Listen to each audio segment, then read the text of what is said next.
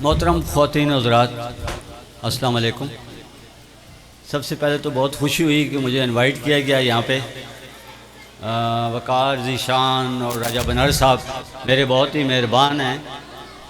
بڑا وقت میرے والد صاحب کے ساتھ بھی راجہ بنارس صاحب کا گزرا ہے، تو ہم ان کا احترام کرتے ہیں۔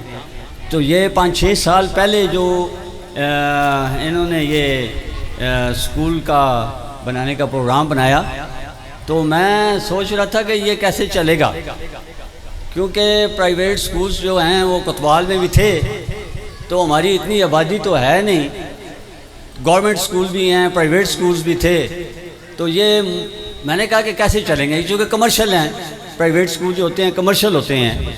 کوشش لوگ کرتے ہیں کہ وہ اچھی ایجوکیشن پرووائڈ کریں لوگوں کو۔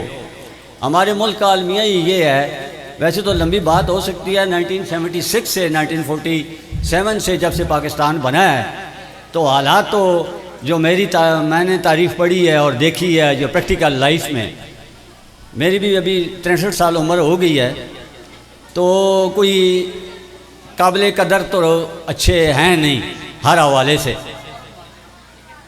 جو ہمارے پڑھے لکھے حضرات ہیں جو CSS میں چلے جاتے ہیں، بیوروکریٹس بن جاتے ہیں، لیفٹیننٹ ہو کے جنرلز بن جاتے ہیں، اور جن کے ہاتھ میں پاکستان کی ملک کی بھاگ دوڑ آ جاتی ہے، تو ان کا کریکٹر بھی اگر ہم دیکھیں یا ان کی ایفیشنسیاں آنیاں جانیاں اگر ہم دیکھیں، تو الزام تو وہ سیاستدانوں کو دیتے ہیں، لیکن سیاستدان جو کرپٹ ہیں وہ بھی انہی کی مرضی سے آتے ہیں، کچھ کام وہ کرنے نہیں دیتے۔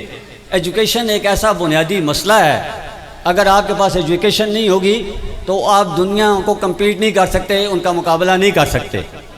ہم 76 سال سے غربت کی چکی میں پس رہے ہیں، اور اس کی بیسک وجہ یہی ہے کہ اداروں کو ختم کیا گیا ہے، اور اداروں کو انہی لوگوں نے ختم کیا ہے جو اس کے اوپر بہت بڑی پوسٹرز کے اوپر بیٹھے ہوئے ہیں۔ دکھ کا مقام ہے کہ ابھی تک ہماری عورتیں، ان کے چہروں پہ نور نہیں ہے، اور نور اس وجہ سے نہیں ہے کہ وہ غریب ہیں، ایجوکیشن نہیں ہے، جہالت ہے، اور جب جہالت ہوتی ہے تو انصاف بھی نہیں ملتا، اور انصاف نہیں ملتا تو ان لوگوں کے بچے بھی لائق نہیں نکلتے۔ بہت اللہ کی تعالیٰ کی مہربانی ہو کسی کے اوپر اور ان کا بچہ لائق ہو، یا ان کے گھر کی تربیت ماحول ایسا ہو، وہ خود کچھ پڑھے لکھے ہوں تو اپنے بچوں کی پرورش اچھی طریقے سے کریں، اور ان کے بچے قابل اور لائق بنیں اور فخر کا باعث بنیں۔ میں نے جو دیکھا ہے وہ تو 80% سے اوپر حال بہت برا ہے لڑکوں کا اور بچوں کا۔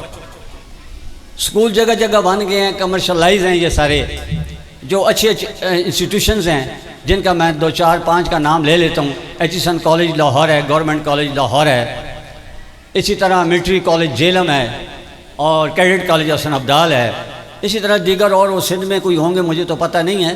میں خود ایبٹ آباد میں پڑھا ہوں، اور میں وہاں پہ کینٹ پبلک اسکول میں جب گیا تھا، میری عمر 5 سال تھی 1966 میں۔ 65 کی جنگ ہم جیتے، اور وہ جا کے تاشقند میں ہم ہار آئے، ایوب خان کی مرہون محنت ہے، تو وہ ہار آئے اور بھٹو صاحب نکلے بیچ میں سے۔ تو بھٹو صاحب ایک بہت ہی قابل لائق آکسفورڈ اور ہارورڈ یونیورسٹی کے پڑھے ہوئے تھے، تو ایک ایسا قابل لائق شخص عوام کی نبض کے اوپر ہاتھ رکھ کر پاکستان کو لیڈ کرنے کے لیے آیا۔ وہ وزیر خارجہ بھی رہے اور پھر پرائم منسٹر بھی بنے، بڑے اچھے اچھے اقدامات انہوں نے اٹھائے۔ ملک بحران میں تھا، اس وقت 71 کی جنگ ہم ہار چکے تھے، ملک 2 ٹکڑوں میں بٹا ہوا تھا، اور وہ 2 ٹکڑوں میں بٹنا جو تھا وہ ناانصافی بھی تھی اور جہالت بھی تھی، لوگ پڑھے لکھے نہیں تھے۔ تو بات یہ ہے کہ پڑھائی بہت ضروری ہے۔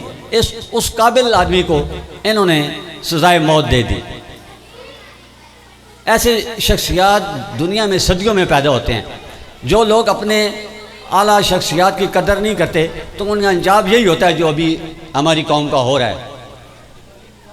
بیوروکریٹس کے سامنے بات کی جائے تو ان کو بڑا دکھ ہوتا ہے، چلاتے بیوروکریٹس ہی ہیں، بیوروکریٹس ہی چلاتے ہیں، اور ملک کا اب یہ حال ہوا ہے۔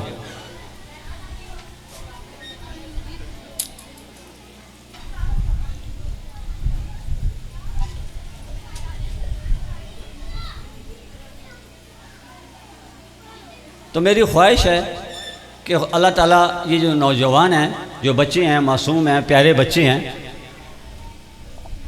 ان کی زندگیوں میں تبدیلی آئے، خوشحالی آئے، اور جو ٹیچرز ہیں ان کا خود بھی قابل ہونا، لائق ہونا بہت ضروری ہے، کیونکہ ایک قابل اور لائق ٹیچرز ہی ایک اچھے اور ہونہار طالب علم دے سکتے ہیں قوم کو۔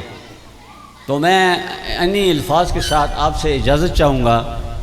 آپ لوگوں کی بہت مہربانی کہ آپ تمام لوگ تشریف لے کر آئے، شکریہ۔